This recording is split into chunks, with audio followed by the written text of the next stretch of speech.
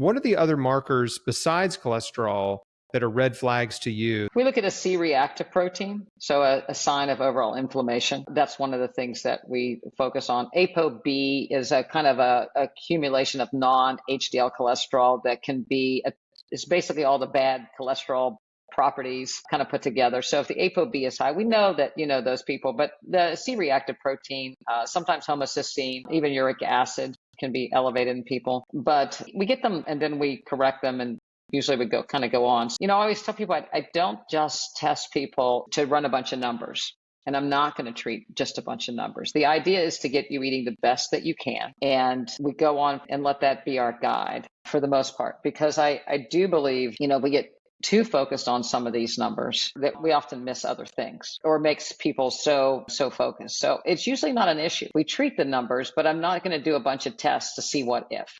Because I'm going to say, what am I going to do with the answer to the test? I'm going to tell you, you need to eat a whole food plant-based diet. I'm never going to tell somebody, oh man, you know what? You have really good numbers. You can eat what you want. And when their spouse tells me, it's like, well, I don't have any problems with my heart. And it's like, I'm looking over and they're 30 pounds overweight. And it's like, and I don't have any cancer. And it's like, yet.